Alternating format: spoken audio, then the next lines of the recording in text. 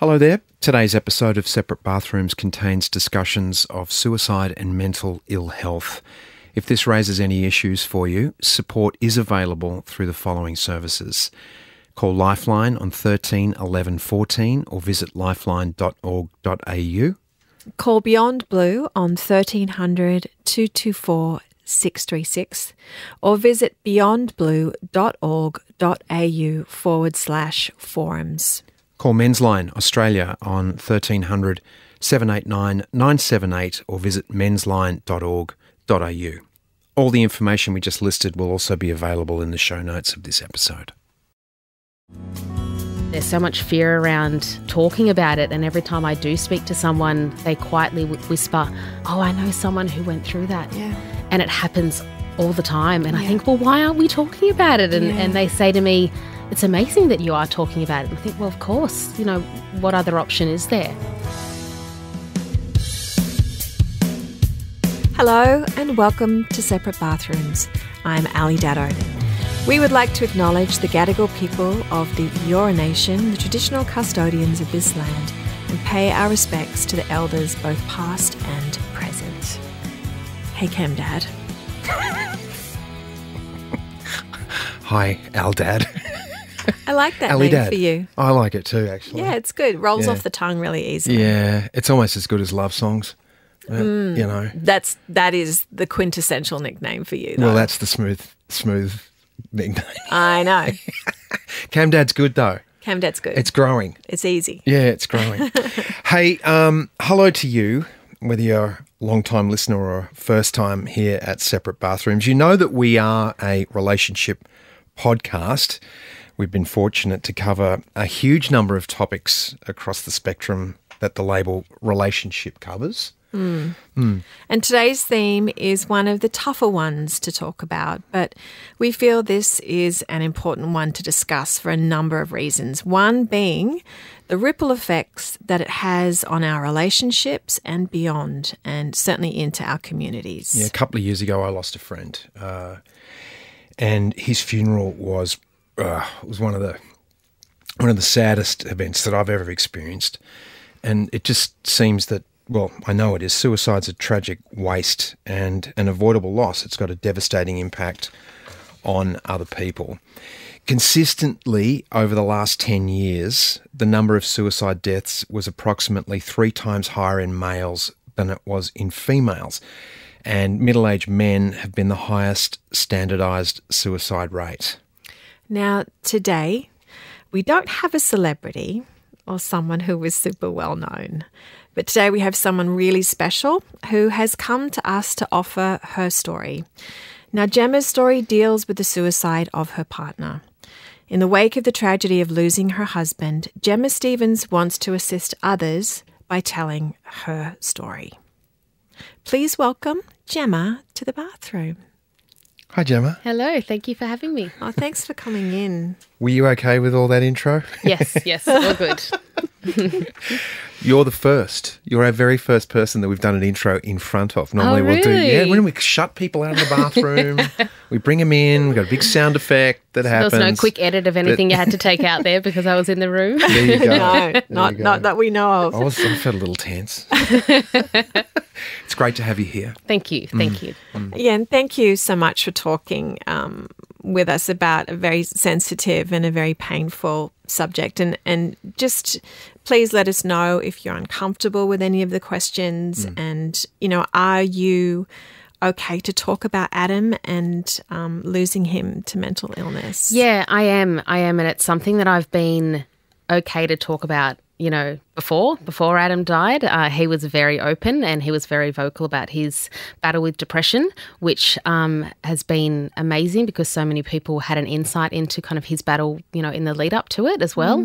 And since I've found it incredibly cathartic speaking to people about, the entire process and kind of all the layers and the complexities that are in there, because it explains it and it hopefully, sheds a light on it for people who don't really understand how it works, and the lack of control that you have over it, which I think has been a real kind of eye-opener for me, is just how many people don't actually understand how this disease works. Yeah. So I'm really passionate about talking about it, to try to kind of get that message out there. Yeah, Great. Thank you. first then, it, as I said earlier, we are a relationship podcast. So would you mind sharing with us your love story? Yes. How did you and Adam meet, and what was the attraction? Yeah, well, it's a bit of a funny one. So I actually first met Adam when I was quite young. So I was only, I think, 16 or 17 at the time. He was the best friend of my older brother, head chef, rode motorbikes. You know, I was young at the time, so I wasn't interested in him at that age. Yep. But when I turned 19 and I was kind of a single girl out on the streets, he, piqued my interest again. And yeah, he initially was very much, avoiding all of my advances at that age. Right. I was, the best friend's younger sister. I was only 19. Yeah. And he would remember you as the little kid Exactly. So it was probably a little bit awkward for him. Yeah. But, kind of as things go, eventually one night we had a couple of drinks and then we ended up, getting together and thought, this is nothing serious. We just wanted to have some fun. That's kind of done and dusted. 6 months on, we realised we were getting along really well. Despite that age difference, we just connected, on a lot of levels. I was always quite mature for my age, so I think we were able to have some really good conversations, even though I was quite young, and I went straight into my career, and he was a really big support of that as well. Being a head chef, he had a very high work ethic. And so when I went into hospitality and into event management, he really kind of shepherded me through those years and helped me and, rolled his eyes when I complained about the hours that I was doing. And the chefs you were working with, exactly. what a pain in the ass they were. That's right. And he was probably having a giggle thinking, great, that's as it should be. So, yeah, it kind of really started from there and it ended up being 16 years that we were together. So it was a really long time.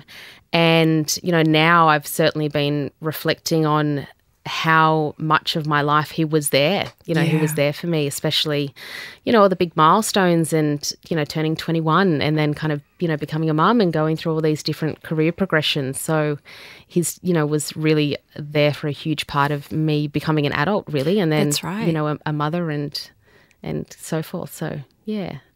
Yeah, that's a long time. I mean, as you say, from the age of 19, you really are growing into yourself as a woman. And to have someone beside you, that is a huge part. And I think there was, a lot of fear from family initially that because I was so young going out with someone, 15 years older, that I would lose that independence and I wouldn't have the opportunities to do things that you traditionally would kind of in your early 20s. But it was the opposite. Adam just encouraged me to do kind of anything and everything. Yeah. So I was traveling on my own, traveling internationally, and he really encouraged that. All of the career stuff that I've touched on, he was always kind of advocating for me to move on to bigger and better things. And it was a really beautiful foundation of support that he provided me so I could actually go forward and do a lot of those things and achieve, a lot of the things that I have was because of him. And was Adam's mental illness discussed early on, or at what point in your relationship did you know that was something that he was working with? Yeah, from day one, really. I mean, those kind of big conversations that we had very early on included that. So I knew that he had lived with depression most of his adult life. And we spoke about, when he was living overseas and chefing and he'd gone through these periods of depression, what he would do to help himself. When we got together, it wasn't an issue. It wasn't something that he was kind of currently dealing with. So we spoke about how it had been there in the past and probably something to be mindful of, to watch out for. But it wasn't, I guess, an active thing that we were kind of needing to manage at the time. But I definitely knew about it and kind of knew what the history of it was. Yeah. Had you had any experience prior to Adam with mental health issues? Not personally, but in my family, yes. So okay. Males in my family had depression, probably not to the same extent. And because I'd grown up with it, it was just, I think at that age you just think of mood swings or tension in the house or the, house is suddenly quiet, this week. And so in reflection, I think I definitely had a lot of firsthand experience with depression, but not acutely, not like I did kind of dealing with it with Adam. And what were those early years with Adam like? They were fun. They were fun. I think, both of us working full time, it's not until you become a parent and you can reflect on how much disposable income you have and how much free time you have. Want to go to the movie? Sure. Exactly. Oh my God, I remember those days. Let's just go out for dinner tonight and, stay out and have a couple of bottles of wine. That's right. But they were a lot of fun and there was a lot of travel. We loved going on road trips. So it was constantly jumping in the car, just traveling out to the country, staying in pubs. He was a chef, obviously he was the head chef, and I was working in events, so food and wine was a really big part of our life, and socialising and just having fun, really, and just kind of living. Did he, when you went away, did he go and visit the chefs in the kitchen that you were eating at? Yeah, sometimes he did. I was probably more the annoying one who would encourage him to go into the kitchen because I used to say, how endearing it is to have a chef come up to you and appreciate the food and make those comments. So get your butt in the kitchen and go do it for someone else. And so, I'd kind of encourage him to go and have a word with the chefs after a meal. And then, of course, he'd end up in there for 15 minutes chatting and I'd prop myself up at the bar and, that's often how it would end up going. But I would also go past the kitchen and, say something to the chefs as well or to the wait staff. So, it was definitely a really big camaraderie sense that we had whenever we went to those restaurants or kitchens. And that's something he actually often spoke about missing when he stopped cooking because he did it for 20 years and then eventually stopped not long after we got together. And that was something he missed a lot, was that kind of sense of mateship in the kitchen that you have, I think, when you do those shifts and those hours and you're under that intense pressure in a kitchen, you can't really replicate it, I think, in many other workplaces, and that's something he missed for sure. Yeah, and do you think that was something that maybe brought his depression on, that he stopped chefing or he stopped putting that sort of pressure on himself? I don't think so. I mean, I think his depression was like waves, so it would come and go, and I don't think it was necessarily tied directly to the cooking. Oh, okay. Potentially down the track, I think there was kind of work-related things that affected it.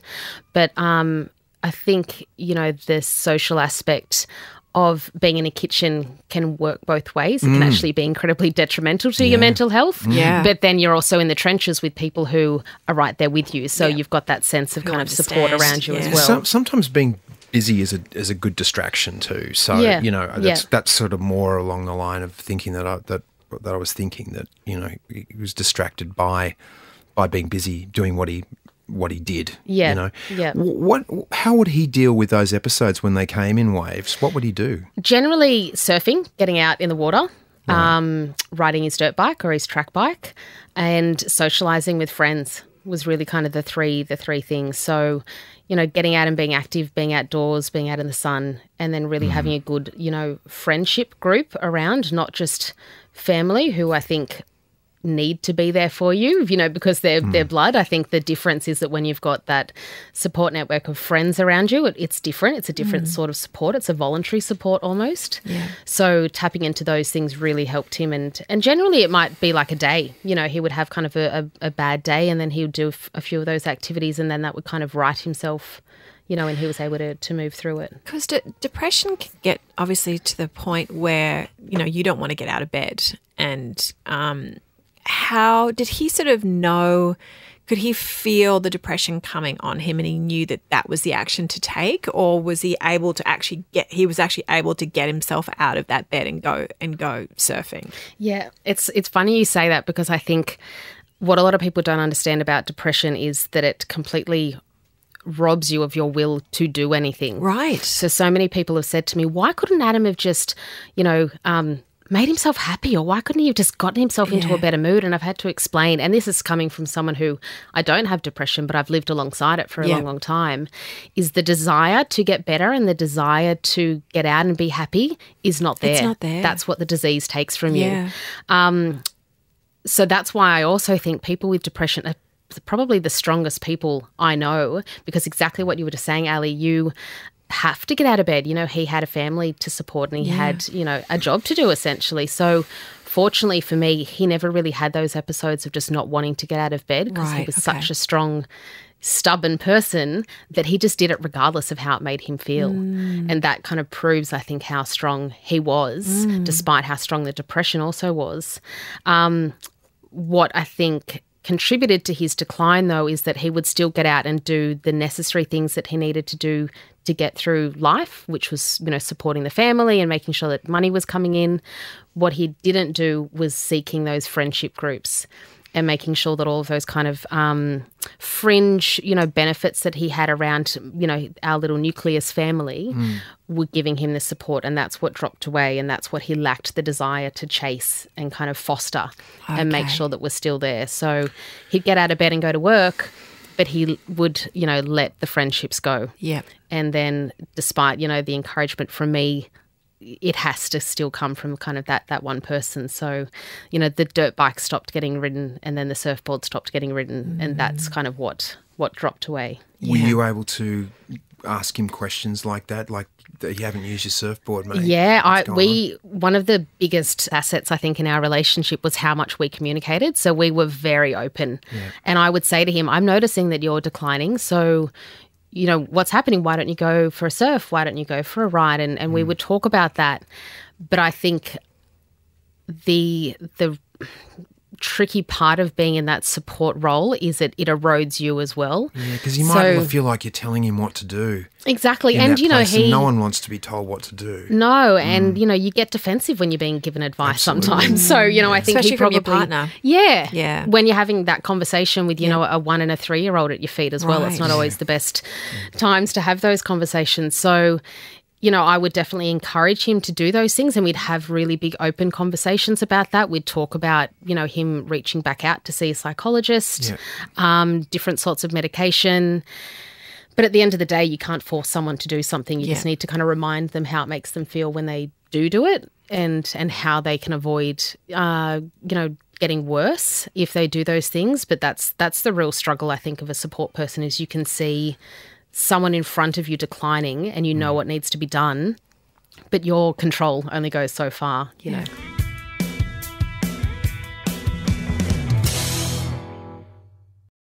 I have a mental health initiative called My Men's Team, and this is something that comes up within our team all the time, is when guys struggle and they go to ground, and they, some guys won't turn up even to the meeting, and then they'll turn up a couple of months later and you'll be like, what happened? And the answer invariably is, I couldn't talk about it. Yeah. I couldn't talk about it. So we implemented something last month called the bench, and I'm coming to the meeting, but I'm on the bench. I'm not going to say anything, but I just need to listen. It was, to me, it was like, oh, that's been an unspoken. We could do that. We could have the bench as an unspoken, but it was one of the guys he was actually one of the blokes that hadn't turned up for a couple of months, and he just said, I just wish there was a bench. And I said, oh, we need to write that into the blueprint, that there is a bench, and you just state at the top of the meeting, I'm on the bench. I just need to sit with you guys, but I don't want to talk about it. Yep. And it's powerful. Working, because then guys don't feel like they have to spill their guts or whatever it is. You can just sit in the company of support and love, and then, look, invariably after about 20 minutes, the bench guy goes, I'm ready to say something. Yep. So that's fantastic. I think that's a really powerful thing, and it's, the support doesn't always have to be verbal. It can just be physical, or kind of that spiritual, emotional connection with someone where you can just sit down beside someone and you don't need to say anything, but you can feel that you're not alone, and that's kind of the biggest thing. So I think that's amazing. What was the support that you were getting during that time? Were people rallying around you, or did you feel a bit isolated in what you were going through as well? I did feel isolated, but I will definitely put my hand up and say that's a lot on me. I'm a control freak, and I like taking control, and I like, doing things on my own. So I think because I'd been with Adam for so long, I started to have this mindset that it was my responsibility and probably mine, as a majority. as I said before, he spoke to a lot of friends and family about his depression, and he never hid it from anyone. Within 2 minutes of having a conversation with a stranger, it wouldn't be uncommon for that topic to come up, which was amazing. So it's not as though it was an unknown thing, but I think in terms of treating him and supporting him, I definitely thought that was my role as the wife to take on. And as his best friend, it was something that I really had to do. And so because of that, I definitely wouldn't have sought the support that I probably needed.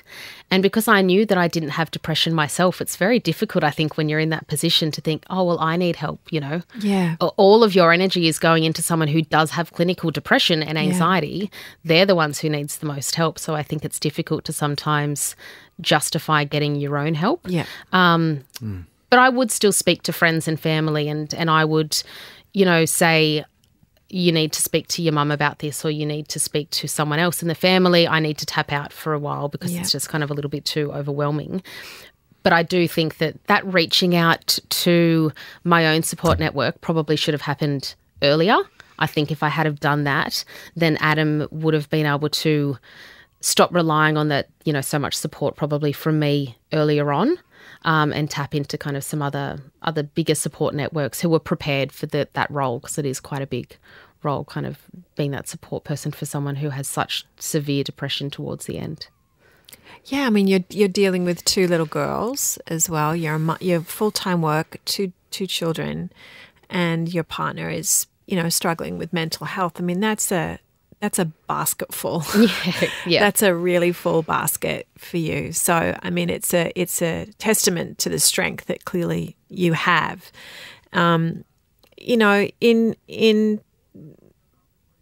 At what point, looking back, do you realise that Adam did actually need more help than that you could just give to him? Quite late in the piece, to be honest. Right. I'd say the last 6 months were really quite acute.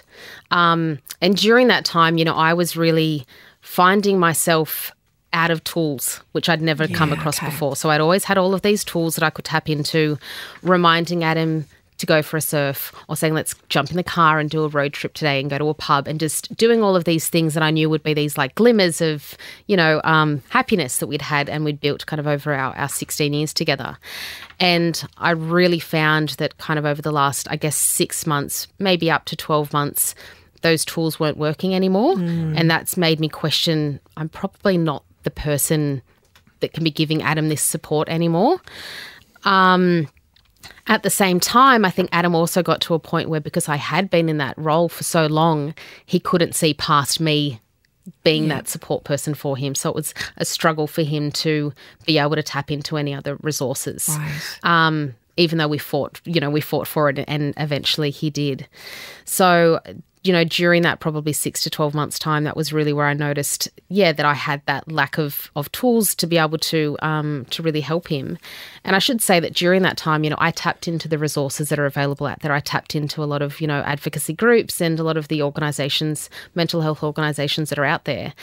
And it was a comfort to know that a lot of the advice that they had on their websites were things that I was already doing. Yeah. So it's nice, to have that reassurance that I was doing the right thing. But for us in our situation, it just wasn't enough for me. It kind of went beyond me.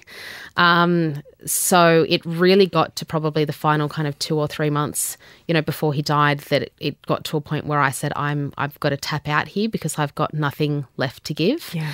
And it's going to start eroding me too much. I need to kind of be here for the girls as well, and make sure that I'm still a strong, support unit for them as well.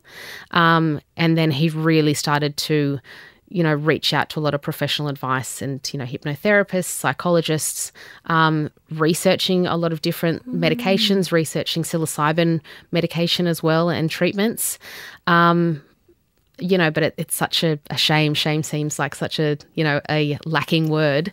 But the depression itself was so strong, even, all of the treatments and the kind of actions that he was taking, just like cancer, it just got too strong, and too much of his brain was, lost to it essentially, and it just wasn't enough to save him from it. It hasn't been long since he passed away. It hasn't. It's just been, kind of four or so months. Have you had a chance to grieve? I have. I I think my grief will be my lifetime. You know, Yeah. I'll have a lifetime of grief. But I also realised quite early on that I started grieving Adam before he died. Right. And I probably didn't realise that, you know, until a month or two after he died, that when all of the, you know, confusion and some anger, there wasn't too much anger because I was never angry at him. I was angry at the disease. But when the anger and the frustration and all of those emotions started to slip away, there was relief in there as well. And I realised that my grieving process had happened, you know, months before, when I just saw him slip away and everything that we were doing and throwing at it just wasn't working. So I think my process definitely started before he died. Not that I really ever thought that it was going to happen. But my grief is, you know, processed in a lot of different ways, from helping his family, helping friends understand, helping the support network around us, you know, understand how depression works, crying in the car, you know, going to the gym, which I do a lot, going for bushwalks, helping our girls, you know, talking to our girls a lot. You know, I'm very open, and they, whilst they don't know the circumstances of how Adam died, they know he died. They had an opportunity to say goodbye to him in the hospital. You know, I was very open with them. So that's part of my kind of grieving process as well, is sharing it with everyone. Yeah. You know, and I think that's what's helping So me. that's helping you tell his story today. Exactly. Yeah, definitely. Part of that process. Definitely. Yep. Because it's a, you know, it's a very funny thing to go through. It's very surreal, and it's, you know, the circumstances are so isolating, and there's so much fear around talking about it. And every time I do speak to someone, they quietly whisper, "Oh, I know someone who went through that." Yeah. And it happens all the time. And I think, well, why aren't we talking about it? And they say to me, "It's amazing that you are talking about it." And I think, well, of course, you know, what other option is there? So, yeah, I definitely find that for me, part of the grief is being open and communicating, because, you know, locking it away is not an answer. It's not going to help process anything. It's just going to park it for a while. Exactly. Yeah. And I mean, what do you say to, you know, to people who've lost someone to suicide? Often they're left with such deep, deep guilt that they should have seen the signs. They should have seen it coming. They should have done more. How do you reconcile, or is there words to reconcile that experience for people like that? It's funny you say that, because I actually felt guilt about not feeling guilty. Interesting, Guilt. It's insidious. I know. It's still there, just not in the way. Not being guilty. I know. It's crazy. And it's you know, in those first few weeks after Adam died, I was just in such damage control mode and being so proactive, and there is so much logistics and admin. And from someone who organises events for a living, I was overwhelmed with how much had to be done. But at one point I remember looking at my brother and saying, I feel really bad, because I feel like I'm coping with this, and I'm doing it, and I'm moving through the motions. And of course I need to be giving more time to the girls or more time to myself. And there always, you know, can probably be more. But generally I feel okay. And he said to me, but this is your superpower. Don't feel bad about this. You've got a superpower of, you know, dealing with these situations like this and being able to be proactive and get stuff done. So run with it. Like, if there's one time in your life that you need to tap into your superpower, it's now. And it really changed my mindset of thinking, if I'm not falling in a heap, that's okay. And I don't need to feel guilty about it. Yes. And, you know, there are times that I still do, but I think, well, no, there's a reason why I'm coping, and there's a reason why, you know, I've had the insight that I have when it's come to the girls, and it's been a very clear insight from very early on how I needed to manage all of this with the girls. And I knew that Adam would have my back, and still does when I, you know, get signs from him that I'm doing the right thing. Yes, there's a lot of spiritual stuff that's Is there? You are. Yeah, I was always very spiritual and believed in it. But since Adam's died, it's been overwhelming, like how many undeniable things have been coming through to me and to other people around us. So, and I'm just all for that. I'm going with my instinct 110% at the moment. Yeah. What it is, do you feel like there's signs that he shows to you? And what are some of those? There was definitely in the kind of the early days and weeks, I could just feel him in the room, and it wasn't all the time. I could feel him come and go. I could actually feel him feeling really unsettled. So I knew, because it was suicide, it was so clear to me that he had that regret, that he did not want to do it. It was the logic in his brain was gone in that moment. Yeah. And he made a decision, and that's what happened. But I could sense very strongly that he regretted his decision. I actually had someone close to me have a psychic reading, which I had no idea about. It was kind of pre-booked before he died, and he barged his way into her reading kind of within the first 30 seconds. And I listened to the clip of it. It was sent to me afterwards. And, he came through and said, I regretted it as soon as it was too late, and it wasn't her fault, speaking towards me, and there was nothing she could have said. And so it's a very intense thing to receive, like within the first week of your husband dying, but it was also a beautiful thing to get. I mean, I was very cagey, and I thought, I'm going to listen to this recording, with kind of my walls up. Very brave of you to listen to it at that point. Yeah, I mean, that's just me. I probably shouldn't have. I was doing the school run, and so I put the recording on, and but I'll listen to this before I go pick up my daughter. And of course, I was laughing and crying, and then thought, maybe next time I won't. Yeah, I won't do that. Whipper and Kate, probably a much better option. A better option, not to do that. But that's the sort of person I am. So it was a really big thing to receive. It was a gift, really, to receive it, but to, be able to hear from Adam that he'd regretted it, and that it was, not something he really wanted to do, which I knew in my heart that's the case, but it was kind of very comforting to me to have that.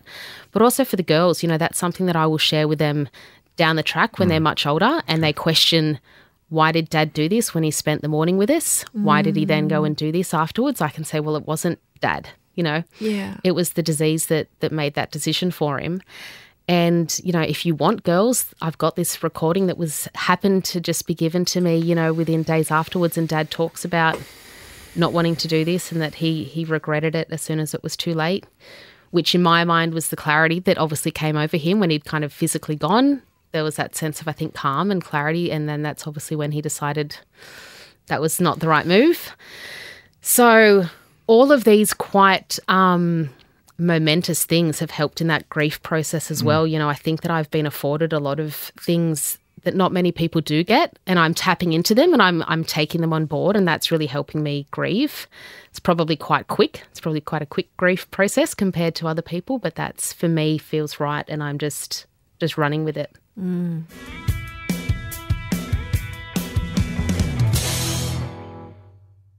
And with your daughters, how have you been able to frame the loss of their father for them? Yeah, it's when I speak about kind of the instinct that I've had, it's never more poignant or strong as when I think about how I've managed the process with the girls.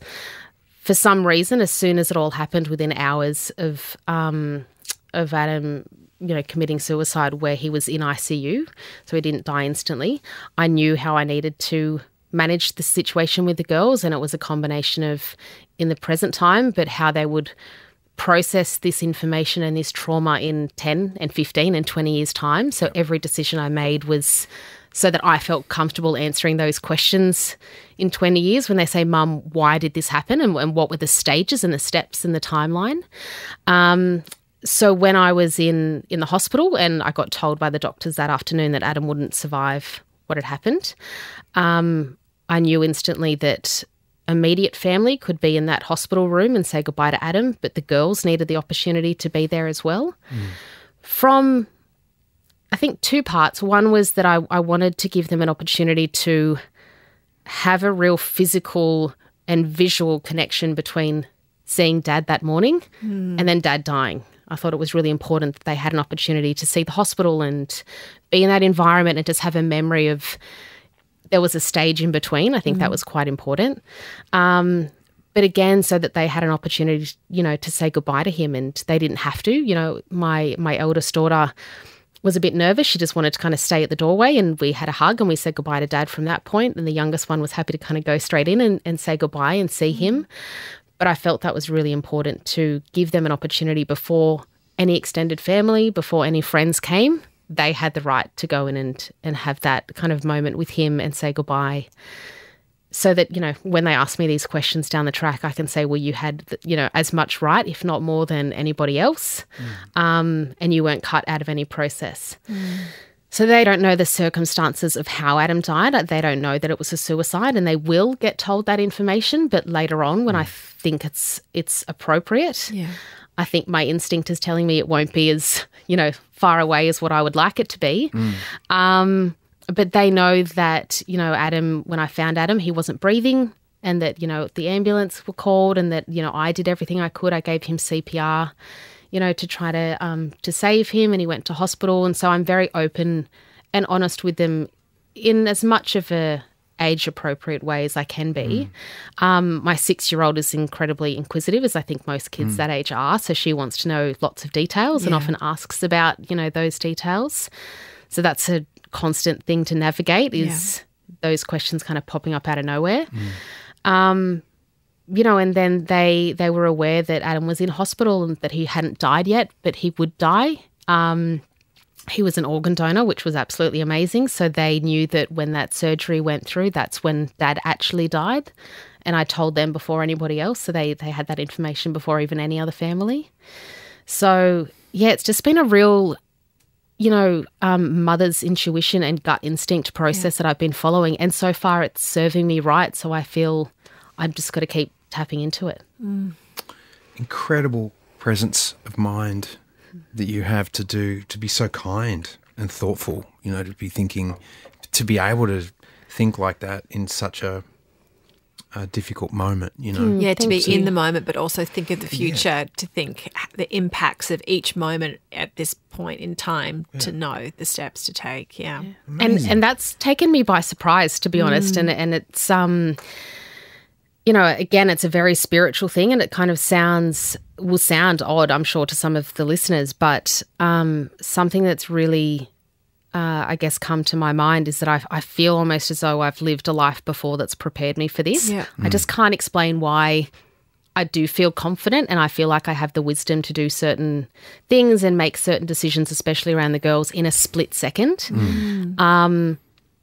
Yeah, so it's a very odd thing to feel and to think, and you know, it kind of seems a bit left of field, but I do feel that something has happened, you know, and I'm getting this wisdom from somewhere where I can just make these decisions, and I'm sure I'll make wrong ones, and I'm sure I already have, but you know, I think for the most part we kind of seem to be stumbling through it in the right direction, so that's kind of the best that we can do. Yeah, absolutely. Is there anything you need, support? Do you feel able to, you know, is your intuition going, yeah, I actually need to do this for myself now? Yeah, it's funny. I mean, I refer to all of my friends and family as my village, kind of ever since day one. I think you get a village when you become a mum, and now I've joined this horrible other group of being a widow at my age, but that's kind of another village that I now have. And I've tapped into that a lot. And for someone who's very self-sufficient and a control freak, it was quite a big thing for me to reach out to those friends and family and say,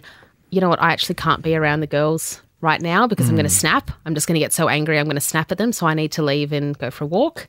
Or I just need to start crying in the middle of a workout, which I've done down at the gym, and I've had, you know, friends and family kind of come around and check if I'm okay, and people drop off, you know, food and kind of all of the logistical things. But really one of the biggest supports is not being scared to talk. You know, and I've had so many people say, we just don't really know what to say to you. I said, well, neither do I, because I didn't think I'd be a widow at 35. So I don't have a script that I'm running off, but let's fumble through it together, and I'm sure you'll say something that's inappropriate and I'll laugh, and I know that Adam will be laughing, and we'll all kind of get a kick out of it. And if I start crying, that's fine as well. If you start crying, that's fine.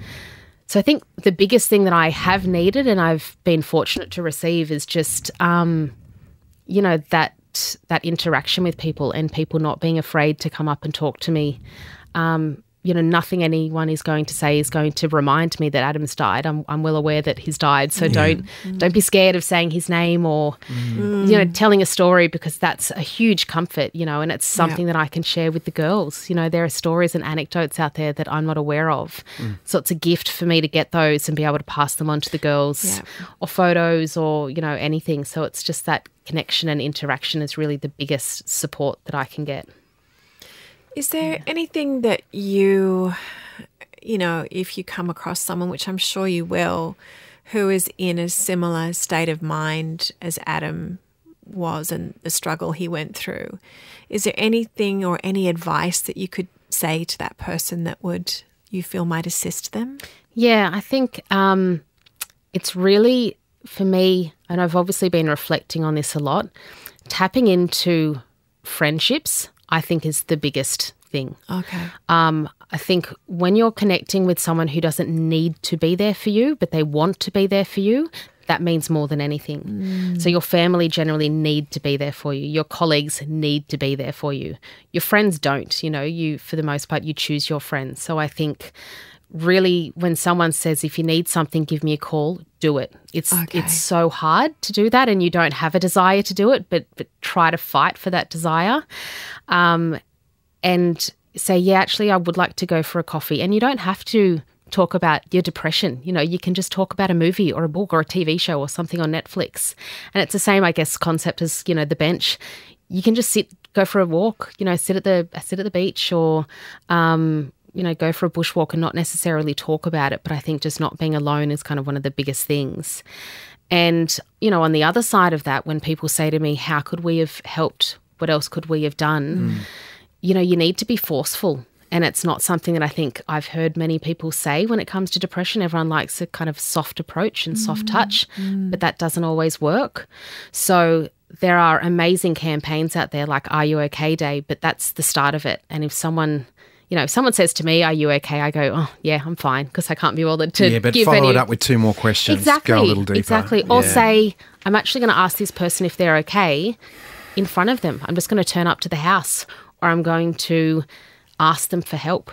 It's really easy to say, can I come and help you? And generally the answer will be no. But if you say, actually, I need your help this time, would you be able to pop out and help me go to Bunnings or move a piece of furniture? And it might not necessarily be, entirely genuine, but I think people get that self-worth from helping others, and that can sometimes be a gateway into kind of having those, conversations and reigniting those friendship, links. But I think that's, really something that's incredibly important is fostering friendships, I think, more than anything. Because I think that's kind of a real huge support network when it's a want to help someone, not a need to help someone. Yeah, and I was talking to a fellow the other day who's also got a mental health charity, and he was sort of saying to that, if you say to someone who's struggling, oh, well, call me if you need me, sometimes that's the hardest thing for that person to do. He was saying, just show up. Exactly. Just show up. Exactly. Just go over there and go, mate, I brought a can of beer, here's a coffee, I bought a movie, let's go. Yep. Don't wait for them to call on you, because as much as we would want that, but if they're in a state of depression, it's the last thing that you feel like you can do is do that reach out. Because you don't want to impose on. Well, they're not even thinking about it. No, it's just more work for them to do. Yeah. Like they might literally be struggling to brush their teeth or get out of bed, as you say. So to say, call me and divulge, your innermost, fears and intrusive thoughts. So if you need help, you just get on the phone and call me to do that. It's just not going to happen. Yeah. I think for some people it might, but if you can just literally show up, that's one of the biggest things that you can do for someone. Yeah. Yeah. Yeah. I just remember Cameron Merchant when he came on, and he was just saying his depression was so disabling for him. It was everything he could just to put his pants on in the morning, get one leg through and get the other leg through, and then one step. Taking that time. So, yeah, I think it's more prevalent than we know. It is. Than it's like you say, people don't speak about it. Yeah, and it's, I think a really big message that I want to get out there is, When you're living with depression, it's not as though you have a choice and you're choosing to be unhappy and you're choosing to make, life difficult for your friends or family and you're choosing to be unhappy. That's not how it works. You wouldn't say to someone, why did you choose to get cancer? Yeah. And why did you choose, to do these treatments that aren't working? It's, why did you choose for chemotherapy not to work? I view depression exactly the same way. You don't choose to have a lack of desire to get out of bed. All you want is to be able to get out there and be living life like, the people around you who are fortunate to not have this chemical imbalance themselves. But you're literally fighting against your brain. You're being, all of your positive thoughts are being kind of overridden by your brain. So that's why I think there's the most incredibly strong people to be able to get on with life, those that can and those that do.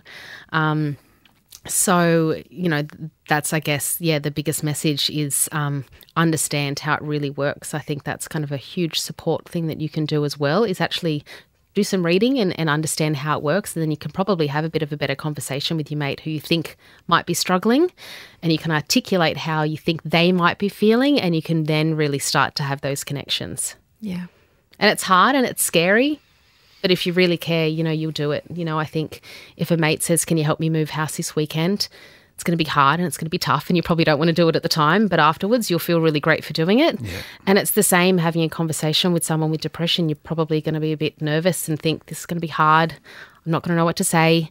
But I guarantee you after you do it, and even if you don't talk about the topic, even if you just talk about the footy, you will feel better for it, and I can guarantee you that person will feel amazing after it. Even if it's for just a few hours of hope for them and happiness, it'll make a difference. So just, just do it. Yeah. Great advice.